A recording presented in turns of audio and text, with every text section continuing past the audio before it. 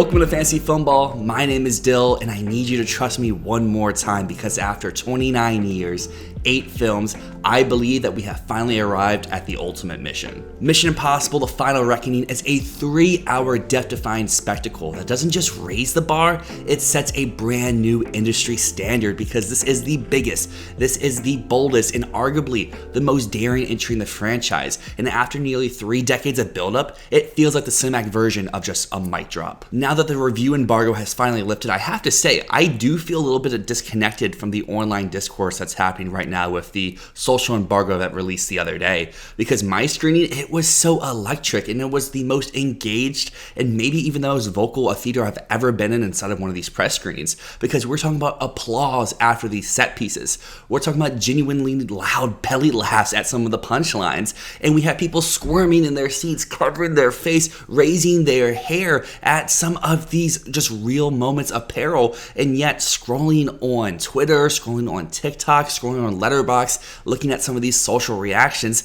it feels like some of these people saw a completely different movie than what we saw. Because The Final Reckoning is the payoff that I believe that most fans have been waiting for. It's packed to the brim with so many MCU levels of fan service, and I mean that in a very positive way because yes, it leans hard into the legacy of the Mission Impossible franchise, and while some moments might play stronger if you're a longtime fan, it also does a surprisingly effective job of catching newcomers up to speed. That said, I can see where some of these early social reactions are coming from because it's particularly in the first 30 minutes of this movie. The pacing is a little clunky, the editing is a little odd, there's a very strong reliance on flashback sequences that we did see on full force inside of the very first trailer for this movie, and it feels more like an epilogue to Dead Reckoning more so than the launching point here for The Final Reckoning. But the way that I see it, especially the way the next 2.5 hours plays out inside of this movie, is positioning all the chess pieces to the exact place they need to be to just strike gold and launch this film into the trajectory that it eventually finds itself into. Because like I said, this is when the movie gets to its most interesting dynamic, because The Final Reckoning feels spiritually closer to the original Mission Impossible trilogy and, Dead Reckoning than the fan favorites of Ghost Protocol or Rogue Nation or my personal favorite of the series, Fallout. And I get why some critics out there are pushing back on this tone and structure a little bit, because it is a notable departure from what we have grown to know and love these last few entries. But as someone who hasn't really loved this franchise from top to bottom, I actually found that to be a pretty enjoyable change of pace. And it may not be everyone's flavor or spy thriller, but for me, it's right up my alley. But enough of the early reactions aside, let's talk about what this movie does do right. Because some of the set pieces in The Final Reckoning feel like they shouldn't be possible at all. Like, how did they even pull this off? The technical achievements in this film are just jaw-dropping. And one of the most surprising highlights of the movie overall was the editing, because like I said, it starts off a little rough, but the further we go in, this does become one of the most dynamic aspects of the movie, especially in some of the dialogue-driven sequences. There's a few brilliant scenes in the first half of this movie. One of them is Ethan is explaining his plan to multiple teams simultaneously, and we see how they all react to continue the conversation flowing. It's so hilarious, and at the same time, this editing style can be used to ramp up the tension and momentum in some of these heavier moments. It's like the heart-pounding early sequence involving the entity and its potential final outcome for the world. It's like skin-crawling stuff. I was sitting there shaking in my seat. In addition to the editing, Christopher McQuarrie's direction continues to evolve with every entry, and here inside The Final Reckoning, it feels more confident and innovative than what we have seen in these last few entries. His camera has a pulse and doesn't just capture the action, it feels it, it glides, it sneaks up, it erupts. Whether you're in the middle of a high-octane action set piece or locked into a more quiet, high-stakes conversation, there's a visual energy that keeps you moving forward. Even the most dialogue-heavy beats hum with tension. But what I find that truly sets The Final Reckoning apart from the rest of the franchise is the balance of tone. One moment you're laughing your ass off at the scene-stealing performance from Tremel Tillman, who brings a fresh comedic energy to this ensemble, and then in the very next moment, you're white-knuckled, gripping your armrest in tension as Tom Cruise risks his life and his limbs once again to do something that feels so outwardly dangerous that it barely feels legal to film. And speaking of that, we have to talk about the deep sea heist sequence. Now, And I know this is a spoiler-free review, not going to go into too many specifics, but if you've seen the trailers, you know what scene I'm talking about. If you're not prepared, it's basically Tom Cruise doing underwater gymnastics in total silence with zero backup, one breath away from dying. It's pure cinematic magic. There's no dialogue, the score is very toned down, it's just pure visceral tension. It's one of the most intense sequences in this entire long-running franchise that has ever attempted, and it's just a huge reminder of why these movies matter. They're not just action for action's sake, they're a cinematic endurance test for both the characters and the audience to see how far can we go and how far can we succeed. And that's what I really enjoy about The Final Reckoning, is it balances all these tones so masterfully. At one moment it's funny, the next it's thrilling, sometimes it can be emotional, and sometimes it's all of these inside of one sequence,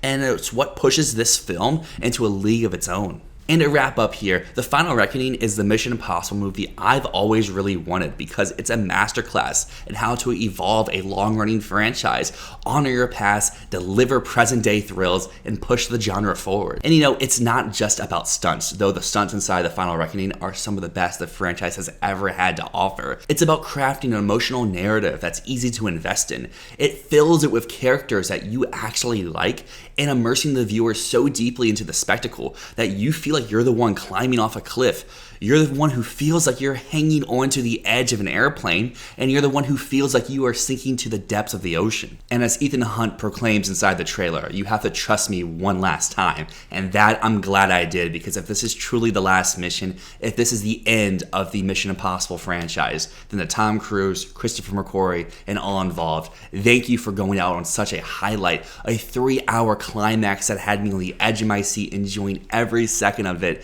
And honestly, this is probably my new favorite film in the Mission Impossible franchise. But at the end of the day, we are an Oscars channel, so where will this film really perform inside of award season? Because we saw for the first 6 entries of the Mission Impossible franchise, the Oscar prospects were, slim to none. 0 nominations through 6 films. However, with Dead Reckoning, we saw this movie break into the sound and into the visual effects category.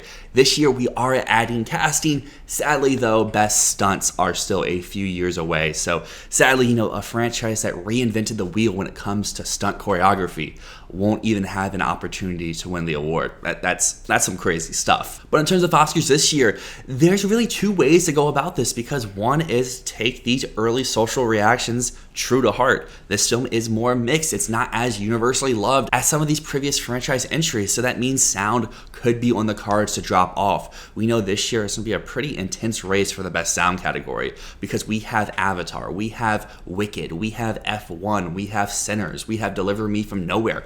Right there, that's 5 nominees. Can Mission Impossible hop over one of them to get into the 5? Currently, I do have it in, but I can totally see this film coming out, and it kind of performs similar to Dead Reckoning at the box office, but it's not as critically and audience beloved as that one is, and it may struggle to really latch onto side of a narrative. And the same could be said for visual effects, why this category tends to be a little weaker. If it's going to be a sole visual effects nominee, we've seen those happen in the past, but they're not very common, especially for films that aren't universally acclaimed for their visual effects, which is a franchise that prides itself on the practicality of everything. So I can totally see a world where the final entry inside of the Tom Cruise Mission Impossible saga concludes in 0 Oscar nominations. However, that's not the end of its award season trajectory, because the SAG Awards, they do have a stunt ensemble category. That one, easy nomination, and arguably I think is the front runner to win that category.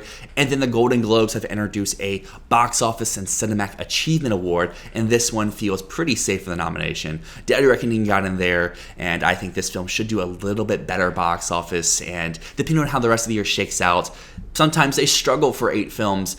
This year, I feel like this one can kind of coast its way into that 7th or 8th slot. Regardless, though, that has brought us to the conclusion of my Mission Impossible: The Final Reckoning review here. It's one, as you can see, I clearly really liked, I really enjoyed. I'm very interested to go out and check other reviews here from some of my contemporaries here, both on YouTube, as well as just general audiences when they get to see this movie on Memorial Day weekend. Are people as timid and mixed as some of these early reactions on the social embargo? Or is it just a vocal minority and the mainstay of people are gonna really enjoy this movie and love it as much as I do? However, if you've made it this far in the video and you're new here, consider subscribing because my co-host Matt is on the ground at the Cannes Film Festival reviewing every movie inside the competition slate, as well as a good handful of the rest of the selection. And of course, we will resume our Oscar content at the conclusion of the Cannes Film Festival. Feel free to drop a like, a comment, let me know your thoughts on this movie when you get a chance to see it. But until next time, my name's Dyl, and this has been Fantasy Filmball. Peace.